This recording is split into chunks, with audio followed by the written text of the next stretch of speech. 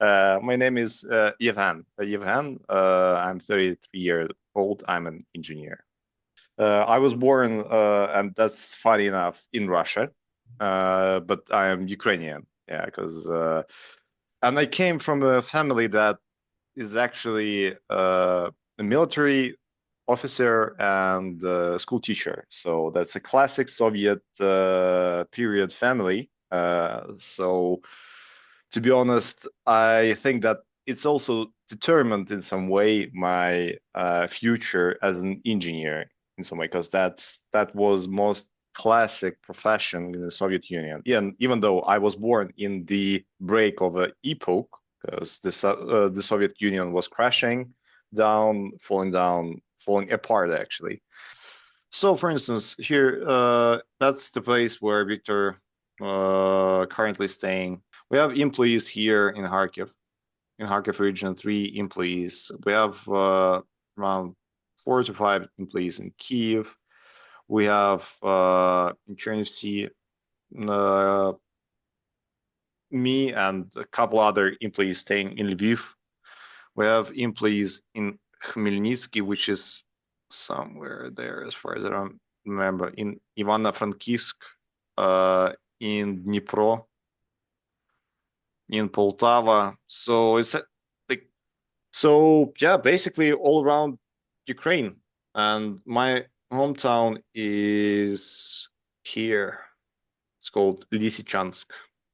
I think around 30% of our employees have relatives on occupied territories of Ukraine. Yeah. So I don't have a working day, regular 8 hours. I'm working 24/7, literally, because if I need to meet someone from a different time zone, I can have a call at midnight, literally, without no ex exaggeration. I think that I'm engineer because I actually in love with the etymology of this word, because it's someone who is inventing and creating. So an artist in a way, in a technical way. I'm an engineer. I'm 33 years old, and I'm doing projects all around the globe. US, Canada, Greenland, UK, European countries, major European countries such as Italy, France, Norway, as far as I remember, we had a couple of projects there. Obviously, Ukraine, Central Asia, Turkmenistan, then Australia, New Zealand.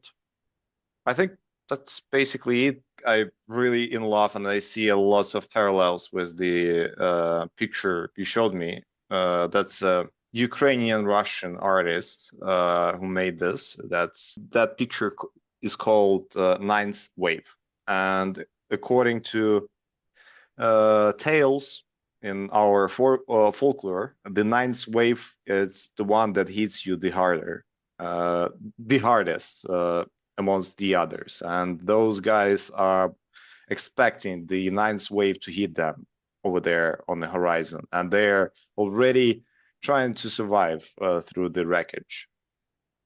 I think first time that I first saw it was in school, I guess. And it's inspiring in a way. So despite you see unusual um, st situation that you rarely see during the storm. You see the sun is going down, but it's still is shining, and it has a warm palette of colors. So it gives you hope. Gives you hope that you can withstand this ninth wave coming to smash you. And this situation is quite bad. You obviously can see that a handful of people who survived the wreckage, they're barely holding, uh, they're literally fighting for their life there, but it's still the hardest challenge always to come. And I think that this picture is illustration of Winston Churchill, uh, my personal favorite phrase of Winston Churchill, if you're going through hell, keep going. So the only thing that you can do is just keep paddling, keep going, and that's the only way how you can actually live, despite on the obstacles. It can be like it seems sometimes that it's literally impossible, but you just need to make another step. So that's the image that really evokes in me that kind of spirit of being resentful to circumstances that are happening around you right now, thing like that. So I informed my tutor. He actually said that he's also interested in that area, and he became my business partner. Funny enough, and that was the point when we created our company in 2016. We registered it officially. To be honest, I think I can answer on your question with one sentence. Uh, it's scary sometimes, but you have to admit the fact that you are in charge of your life and you are the only person who can change it. And you are the only person who you can rely on. I know it sounds a bit discouraging at times, but actually, it's the greatest fact that you can hear in your life, that you are the one who are creating all the wins and failures, and you need to admit both. Seeing all those destroyed houses, apartments, buildings, schools, kindergartens, it, it evokes many feelings, controversial feelings, but one of them that uh, by each and every destroyed apartment or house, you see destroyed lives of families. And I want to actually stop stop this at any cost. And I'm an engineer. I'm the one who can build like schools, kindergartens, housing, whatsoever. Like just you name it, I can do it. Like with some maybe additional education, but bridges, tunnels, everything. And it costs a lot of energy and effort, not mentioning money, of course.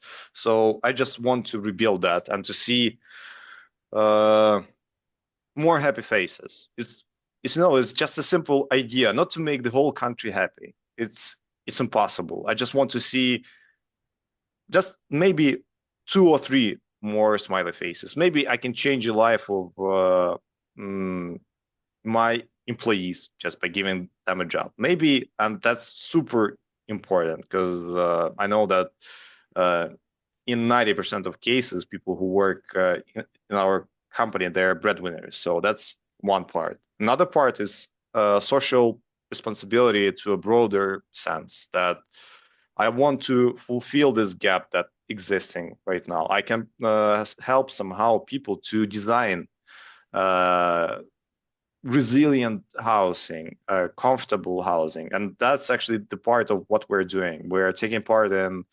Rapid Rebuild Ukraine project right now, and we're developing solutions that can that uses modular prefabrication construction to rapidly rebuild housing and social infrastructure that is so badly required. That nowadays we're happy to live in a time when we can use the internet. Technology changed our life immensely.